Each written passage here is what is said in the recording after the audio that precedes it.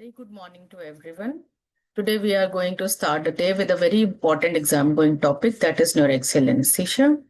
As we all know that neuraxial anesthesia basically is putting needle between the two vertebrae and depositing the drug into the epidural or subarachnoid space.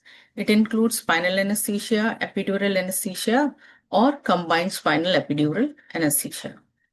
Talking about the historical background, first spinal anesthesia was given using cocaine by August Baer in 1898. In 1921, Fidel described the lumbar epidural anesthesia.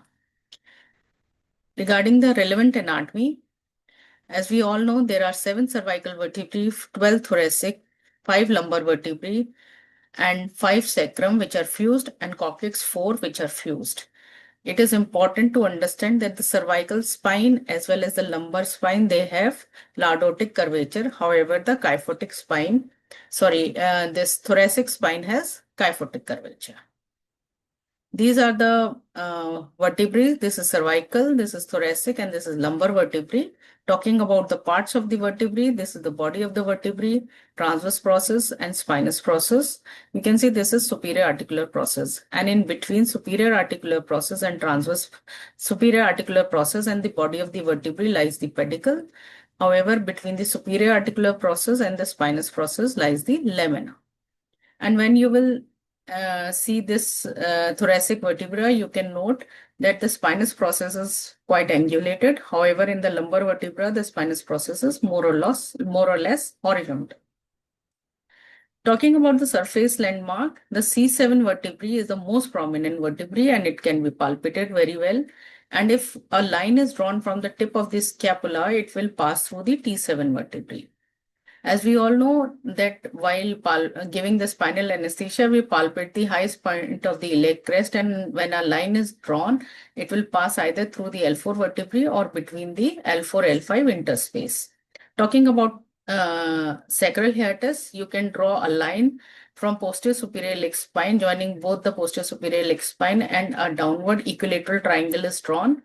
At the tip of the triangle, there is a opening which can be palpated. Basically, it is sacral hiatus, which is formed by the non-fusion of the lamina of the either 4th or 5th sacral vertebrae. Now, talking about spinal cord, it is proximally continuous with the brainstem, and it ends at the L1 in the adults and L3 in the infants. So there are few parts which you should know about the spinal cord, that is conus medullaris and cauda equina. Conus medullaris is the tapered tip of the spinal cord, and cauda equina, basically it is collection of the nerves which are lumbar, sacral and coccygeal nerve roots which extend below the conus medullaris down up till the filum terminale. Now we should know what is filum terminale. Filum terminale, basically it is a slender filament of the connective tissue. You can see here it is shown in green color. It extends from the conus medullaris up till the coccyx. From conus medullaris up till the lower end of the S2 level where the dura ends, this is known as filum terminale internum, and beyond that is known as filum terminale externum. So what is the importance of filum terminale? Basically, it provides the longitudinal stability to the spinal cord within the vertebral canal. And here you can even see the lower end of the spinal cord, which is conus medullaris. What is lumbar system? Basically, it is the space between the conus medullaris and end of the dural sac, that is the S2. It contains CSF and cauda equina nerve roots. The clinical significance is that the nerve roots here are mobile and float in the CSF. So when the needle is put into this space, there is less chance of nerve injury. Talking about the meninges, there are 3 meninges: pia mater, arachnoid mater, and dura mater. Pia mater is the closest to the spinal cord, followed by the arachnoid and then dura mater. Now we'll talk about the anatomy of the epidural space. So before talking about the anatomy of the epidural space, I would like that you should understand that epidural space is also a continuous space, a continuous circumferential space, just like subarachnoid space. And it is divided into anterior epidural space and posterior epidural space. And when we talk about the boundaries of the epidural space, The boundaries, anterior boundary is formed by the vertebral body and posterior longitudinal ligament, and the posterior body is formed by the ligamentum flavum. This is the ligamentum flavum. And lateral boundary, you can see here, lateral boundary, this is the epidural space. The lateral boundary is formed by the pedicles and intervertebral foramen. It extends from foramen magnum to sacral hiatus. Talking about the contents of the epidural space, it contains fat, venous plexus, lymphatics, spinal nerve roots. Now, what is subdural space? Subdural space basically a potential space between the dura and the arachnoid. You can see here, this is the subdural space between the dura and the arachnoid. The importance is that if by chance drug is deposited in the subdural space, it will lead to inadequate or patchy block, or there will be unexpected higher level of the block. Now, when we talk about what are the ligaments which are traversed in midline approach, you can see from here, if you are going in a midline approach, you will be piercing skin, subcutaneous tissue. This is a supraspinous ligament, interspinous ligament, and then comes the ligamentum flavum. Once the ligamentum flavum is pierced, first pop is felt and needle will enter in the epidural space, followed by it will pierce the dura mater and it will enter the subarachnoid space.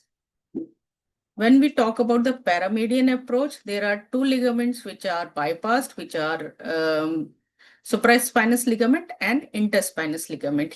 From here, you will be entering the skin, subcutaneous tissue, paraspinous muscle, followed by ligamentum flavum, which will be the first resistance. You will enter the epidural space, then dura mater, and you will enter the subarachnoid space. What is ligamentum flavum? It extends from the foramen magnum to sacral hiatus. It is made up of mainly of elastic substance, and then it is composed of two ligaments flava, that is right and left, which join in the midline. And you should also know the thickness of the ligamentum flavum from the skin. In lumbar vertebrae, it is around 3 to 8 centimeter, and the thickness of the ligament itself is around 5 to 6 millimeter. In thoracic region, the thickness of the ligament is around 3 to 5 millimeter. You can see this is the ligamentum flavum, yellowish in color because of elastic cartilage. When we talk about the blood supply of the spinal cord, anterior 2/3 of the spinal cord is supplied by the anterior spinal artery, and the posterior 1/3 is supplied by the two posterior spinal arteries. There are also segmental arteries. Venous drainage, there are 3 anterior and 3 posterior spinal vein, and these drain via segmental radicular vein into internal vertebral venous plexus within the epidural space. It is very important to understand that these are valveless, and if anything which is deposited in these veins, it will directly communicate with the brain. Mechanism of action of local anesthetic in neuraxial anesthesia. Basically, already local anesthetic and last has been dealt very well yesterday. So I'll be not touching upon that topic. Basically, whenever local anesthetic is given, it will inhibit the nerve transmission by binding to the nerve tissue. And the key target sites are spinal nerve roots and dorsal root ganglia. Now you should understand, according to the thickness of the fiber, the sensitivity and myelination of the fiber, the sensitivity of the fibers varies. The most sensitive fibers are the preganglionic sympathetic B fibers, which will be the first to be anesthetized, followed by sensory fibers. Among sensory fibers, first cold sensation will go, followed by pinprick and then touch. And this is respectively controlled by C fibers, A delta fibers, and A beta fibers. The most resistant fibers to be anesthetized are the thickest and myelinated fiber. These are A alpha motor fibers. So the anesthesia goes in this way: sympathetic, sensory, and motor. However, regression will occur in the reverse order. First, motor will be recovered, followed by touch sensation, pinprick, cold sensation, and sympathetic. What is differential spinal block? We have already talked about different sizes of the fibers are available with either they are myelinated, non-myelinated. So according to that, there is a different sensitivity of the nerve fibers. So whenever you have given spinal anesthesia, you check with pinprick or temperature. That is the actual level of skin analgesia, which reflect the sensory block. The two dermatome, approximately two or more dermatome above, there will be sympathetic blockage, and approximately two or more dermatome below, there will be motor blockage. This is known as differential spinal block. Now talking about the factors affecting the local anesthetic distribution and subarachnoid height, the most important factor can be divided either into drug factor, patient factor, or procedure factor. When we talk about drug factor, the most important factors are dose of the drug and veracity of the drug, and less important are volume, concentration, temperature of injection, and viscosity. Regarding patient factors, CSF volume, advanced age, and pregnancy, and less important weight, height, spinal anatomy, and intra-abdominal pressure. For procedures, the important factor are patient position, and less important are the level of injection. So when we talk about the veracity of any drug, it is the ratio of density of the local anesthetic solution to the density of the CSF at 37 degrees centigrade. The density of CSF is 1.0059 gram per liter, and local anesthetics which have the same density as that of CSF are known as isobaric. Those who have higher density are known as hyperbaric. Those who have lower density are known as hypobaric. Always remember, the spread of hyperbaric solution is more predictable with less interpatient variability. So to make any substance hyperbaric, dextrose is added to LA, and to make it hypobaric, sterile water is added to local anesthetic. The clinical importance of veracity is the ability to influence the distribution of the local anesthetic spread based on the gravity. So hyperbaric solution will preferentially spread to the dependent region of the spinal canal. Hypobaric in opposite order will spread to the non-dependent regions, and isobaric solution tend not to be influenced by the gravity. Indication of the regional neuraxial anesthesia are anesthesia for the procedure which are of known duration or shorter duration. This is basically for the subarachnoid block. The surgeries in which we can give neuraxial anesthesia involves surgery of the lower extremities, perineum, pelvic girdle, or lower abdomen. Nowadays, even spine and upper abdominal surgeries, when there is comorbidities like respiratory disease, or if there is a difficult airway, then regional anesthesia is preferred over the general anesthesia. Epidural anesthesia also arise. The advantage of epidural anesthesia is that it allows variable surgical duration, unlike subarachnoid block, because of catheter-based technique. Not only anesthesia, they also provide analgesia in perioperative period for acute post-surgical pain, as well as during severe chronic pain, which are associated with malignancy.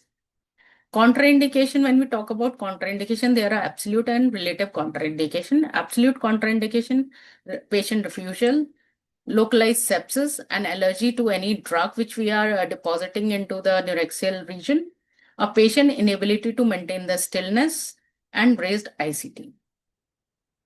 Talking about relative contraindication, it must be weighed against the potential benefits of the neuraxial block. When we talk about neurological condition, the patient with myelopathy or peripheral neuropathy, it is assumed that patient may have increased toxicity and the disease may progress. However, neuraxial anesthesia per se doesn't causes the damage to the spinal cord, but since there is sympathetic blockade, reduction in blood pressure, hypotension, it can lead to hypoperfusion of the spinal cord. So it should be done with caution.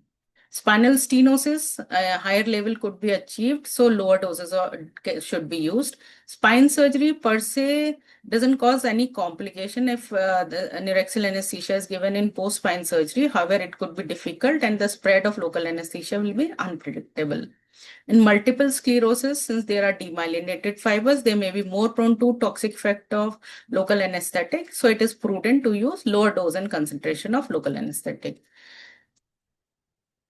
When we talk about cardiac, aortic stenosis or fixed cardiac output, and it should be very, neuraxial anesthesia should be used cautiously since it can lead to sudden reduction in SVR in preload dependent patient and also cause dangerous decrease in the coronary perfusion.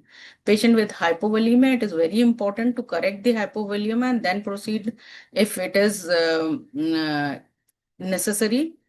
And then if there is hematological or patient is on any thromboprophylaxis, always follow the ASRA guidelines. Regarding infection, if there is meningitis, epidural abscess, profound vasodilation can occur if, in cases of bacteria and lead to septic shock. Position and technique of subarachnoid block. It can be divided into 4 parts: preparation, position, projection, and puncture. Preparation, as we know, written informed consent, standard ASA monitor, IV access, resuscitation equipment should be there, and it is very prudent to use absolute sterile technique and sterile equipments. Talking about the spinal needles, these spinal needles are either dura cutting needle or dura separating needle. In dura cutting needle, the dura fibers are cut. However, in dura separating, it just spread the dura fiber instead of cutting. So the chances of PDPH is more in dura cutting needle. The examples of dura cutting needles are Quincke and Pitkins, and dura separating needle, that examples are Whitaker and Sprouton needles. Usually the length of the needle varies from 5 to 15 centimeter, and they the size varies from 18 gauge to 27 gauge. Talking about the position in which spinal anesthesia can be given, either in lateral decubitus, sitting position, always provide a stool and pillow to the patient, and prone position. Prone position is rarely used. It can be used when the patient is to be maintained in the same position, like modification of jackknife position during rectal, perineal, or lumbar procedure. Always aspirate the CSF while giving spinal in this position as the CSF pressure is low. Projection and puncture. Draw an intercostal line, and then after giving local anesthetic, the needle will be with the bevel parallel to the midline will be inserted in a slight cephalad of angle of 10 to 15 degree. The layers which will be pierced, which we have already discussed, you will feel the 2 pops, ligamentum flavum and dura. There are 3 approaches, either midline approach, paramedian approach, and Taylor approach.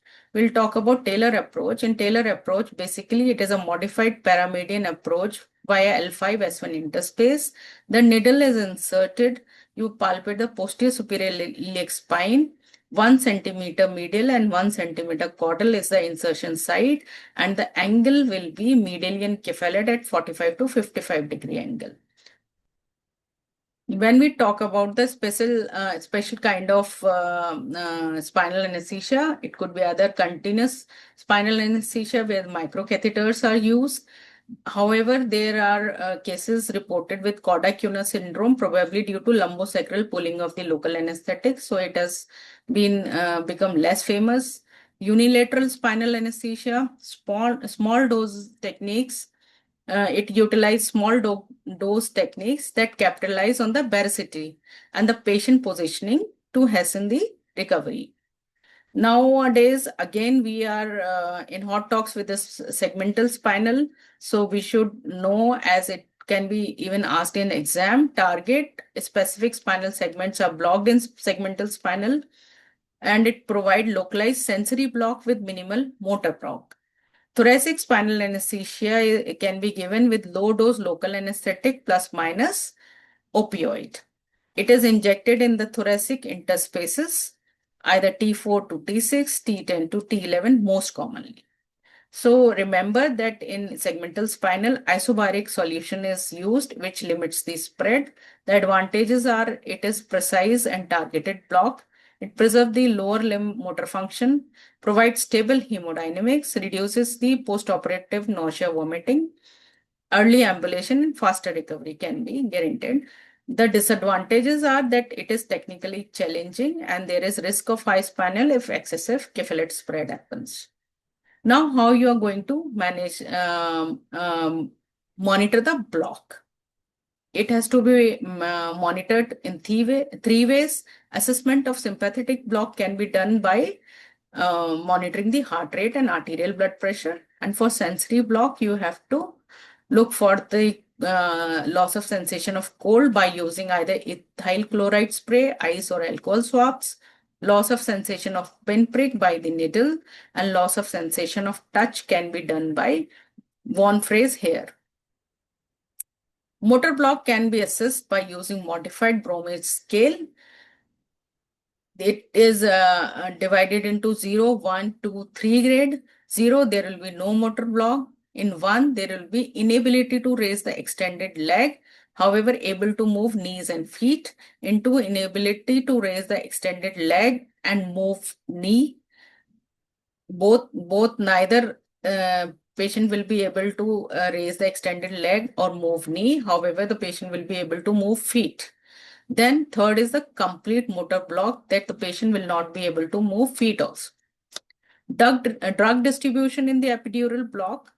In the epidural, the distribution of drug can be either in longitudinal, that is up and down, and there could be circumferential spread also. It can bind to the epidural fat. There could be vascular absorption. Dura, it can cross the dura and enter the CSF. It can exit via intervertebral foramina. So epidural drug has low, that is less than 20% CSF bioavailability due to fat binding and vascular absorption. Factor affecting the epidural local anesthesia distribution are again divided into drug, patient, and procedure factor. Most important drug factor is volume of drug and dose of the drug. Less important is the concentration. Among patient factor, most important is whether it is elderly patient or pregnant patient. Less important, weight, height, or pressure in the adjacent body cavities. When we talk about procedure factors, it is the level of injection, and less important is the patient position.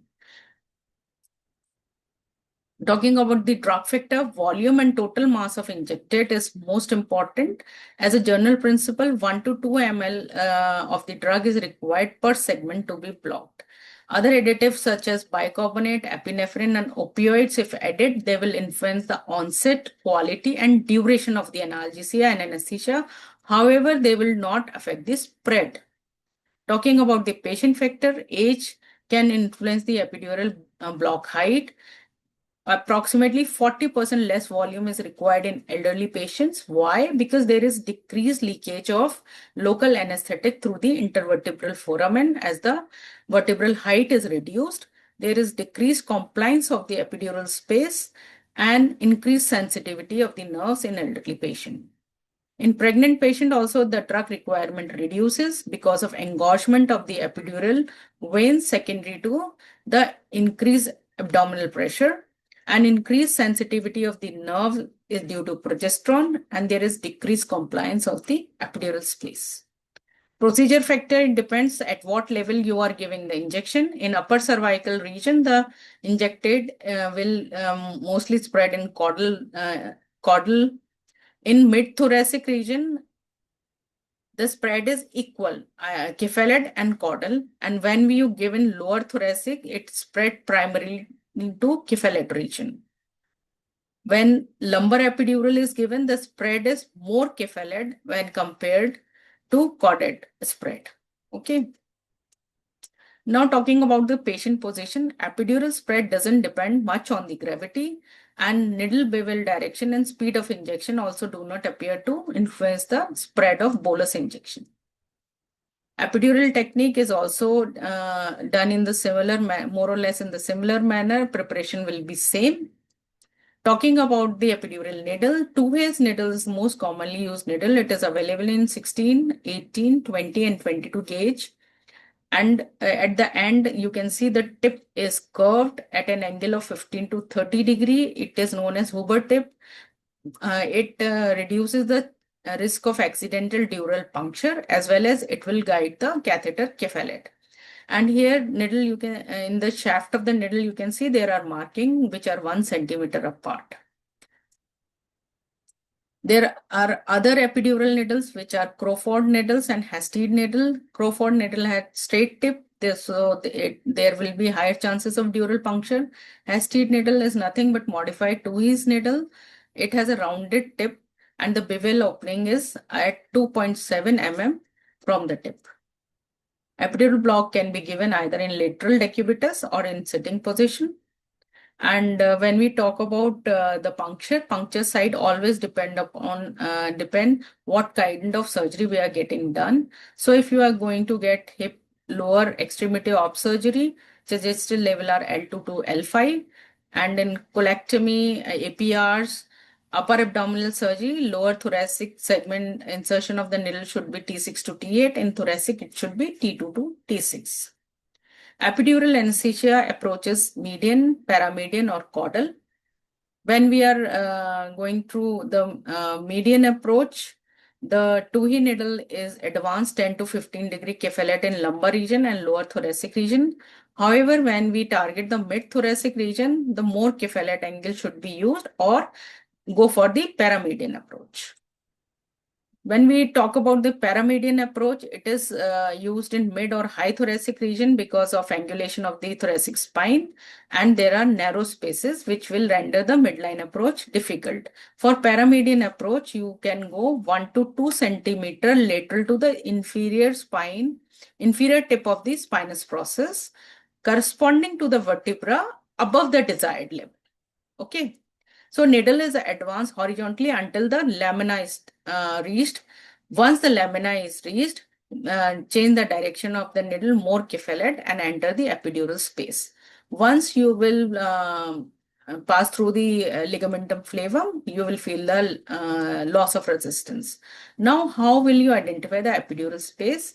First and most commonly used is loss of resistance, which is can be done either using air saline or air saline. Using air, it is easy, but the risk includes pneumocephalus if much of air is given. It can lead to patchy block and rarely air embolism. Saline is preferred as it avoids air-related complication and allows continuous catheter flushing. However, if you accidentally pierce the dura, you will be confused whether it is CSF or saline. Why there is negative pressure in the epidural space? There are two theories. One is cone theory and other is transmission theory. What does cone theory says? It says when the needle is inserted into ligamentum flavum into the epidural space, the ligamentum flavum recoils back to the normal position due to its elastic nature. And this recoil creates a negative or subatmospheric pressure in the epidural space. When we talk about transmission theory, it is the effect of intrathoracic pressure.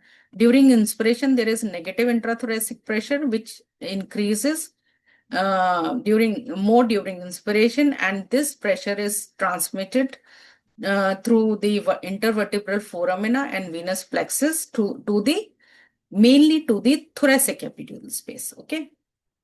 Now, other method is hanging drop technique. What happens in this? Negative pressure sucks in the saline drop, which is placed at the needle hub. The limitation is that there is less negative pressure in the lumbar region due to absence of pleural traction. However, it is more in thoracic epidurals. Other methods are capillary tube method, epidural pressure measurement, nerve stimulation technique, ultrasound guidance, fluoroscopy technique, which is mainly used for chronic pain management, optical technique and acoustic technique, which are more for research purposes. So just to touch upon few things, once you have reached the epidural space, identify the depth of the needle as there are marking on the needles, remove the syringe and guide the catheter around 15 to 18 centimeter. Then the needle can be carefully withdrawn. Just remember that the catheter should be left around 4 to 6 centimeter in this space only. If you will leave it less than 4 centimeter, it will get dislodged. If it is more than that, it will get malposition or there could be complications. Talking about the epidural test dose is very important, favorite question of the examiner. It is given to exclude intrathecal or intravascular catheter placement. The ideal test dose is 3 ml of 45 milligram lignocaine with 15 microgram of epinephrine. How you can prepare? Take 1 ml of the epinephrine, dilute it into 10 ml. It will make 10 microgram per ml. Then take this 1 ml, again dilute it into 5 and it will make 20 microgram per ml. Now take 3 ml of lignocaine, that is 60 milligram of lignocaine, and add 1 ml of epinephrine. The last we prepared containing 20 microgram epinephrine. Of the total, discard 1 ml. Then you will be left with the ideal test dose.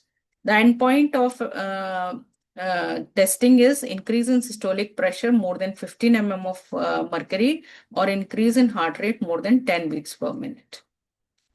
In epidurals, the test dose is quite a controversial topic. Nowadays, fractionated dosing is used, that is giving small increments of 3 to 5 ml of the intended epidural solution. And it is advisable to omit the epinephrine because it can lead to false positive result, as well as it can cause uterine vasoconstriction and reduce uteroplacental perfusion. Combined spinal epidural technique can be given either giving the spinal and epidural in the same space through needle through needle technique, for which special CSE kits are available, or it can be given in the separate space with the different needles, either epidural and spinal needles. Advantages of the CSE over the epidural alone. It lead to more rapid onset, anesthesia to be extended. Anesthesia can be extended when the spinal resolves. It allows lower dose of intrathecal local anesthetic and then further titrating the epidural dose later, which will result in reduction in side effect, lead to faster recovery, and provide greater hemodynamic stability for the high-risk patients. It is very much suitable for the liver analgesia. Now talking about the physiological effects and complication of the neuraxial anesthesia. The physiological effect are there because of triggering of the compensatory reflexes and unopposed sympathetic activity. And neuraxial anesthetic blocks per se lead to sympathetic blockage and somatic, sensory, and motor nerves anesthesia. Talking about the complication, cardiovascular complication, it may lead to hypertension, bradycardia, and very rarely cardiac arrest. Hypertension is due to sympathetic blockade, leading to vasodilatation, which in turn lead to venous pooling, decreased venous return, and reduced cardiac output, which is more pronounced in subarachnoid block than epidural block. Bradycardia occurs especially in high spinal due to unopposed vagal tone and decreased venous return. Hypertension can be treated by preloading or co-loading the patient, and management is supply of give oxygen, give IV fluid, vasopressors which can be used are phenylephrine, ephedrine, and mefentrapine. Treatment of bradycardia, as we have already discussed why there is the causes of bradycardia, the management can be oxygen supplementation, give atropine 0.6 milligram IV if the heart rate is less than 50 beats per minute and symptomatic, and follow the bradycardia algorithm. Shivering after neuraxial anesthesia. Basically, it occurs in 40 to 60% of the patient after spinal or epidural anesthesia. The causes are redistribution of core heat due to sympathetic blockade, impaired thermoregulation, decreased shivering threshold, and heat loss can also occur if the cold IV fluids are given or operating room environment temperature is cold. The consequences are it will lead to increased oxygen consumption and CO2 production. It will lead to increased myocardial workload. You can prevent it by pre-warming the patient using forced convectional air warming devices, use warm fluid, and for treatment, non-pharmacological, as we have already talked, active warming and warm fluids. Pharmacological, you can use mapridine or pethidine. Other drugs are tramadol, clonidine, dexmedetomidine, and ondansetron. Respiratory complication, respiratory insufficiency or arrest occurs usually due to high or total spinal, leading to paralysis of intercostal muscle and possibly phrenic nerve involvement. There could be hyperventilation due to excessive sedation, high block, or unrecognized intrathecal catheter migration in epidural anesthesia. Neurological complication, post-dural puncture headache, which is more common with spinal anesthesia, may occur with accidental dural puncture in epidural anesthesia. Transient neurological symptoms, which were more with lignocaine, Cauda-Equina syndrome due to neurotoxicity of the high concentration of local anesthetic pooling. Talking about PDPH, it occurs due to CSF leakage when it occurred through the Dura effect.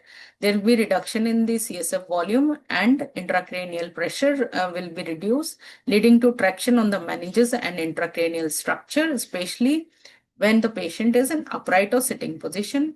Onset is typically 12 to 72 hours post-puncture. And the pain will be in frontal, occipital, or neck region, which may be associated with nausea, vomiting, and photophobia.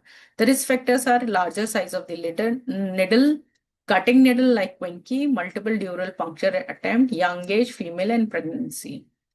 So what is the treatment? Advise bed rest, give good hydration. You can give caffeine, which will cause cerebral vasoconstriction, and other analgesia, paracetamol, non-steroid anti-inflammatory drug. The gold standard treatment is epidural blood patch, which is given in 50 to 20 ml, which is a autologous blood, and it is injected slowly into the epidural space at or below the puncture site. So usually relief is greater than 90% after the first patch, and the second patch can be repeated if needed after 24 to 48 hours.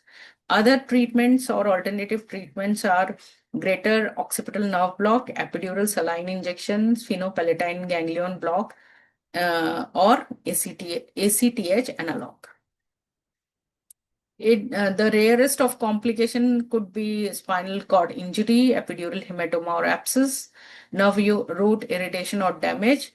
If sterile techniques are not used, it can lead to meningitis, chemical arachnoiditis, and epidural abscess. Local anesthesia systemic toxicity has been already discussed in detail yesterday. There could be urinary complication leading to urinary retention due to blockage of sacral nerves S2, S3, S4, affecting the bladder tone, which is common both in spinal and epidural anesthesia. GI complication like nausea and vomiting. Miscellaneous, it could lead to backache. There could be inadequate or patchy block, high or total spinal. When we talk about the high and total spinal, you should understand that high spinal occurs when excessive cephalate spread of spinal anesthesia leading to blockade of cervical dermatome. However, when we talk about total spinal, there could be extreme cephalate spread with involvement of cervical spinal cord and brainstem function. So high spinal mainly occur when there is gradual extension beyond the intended level.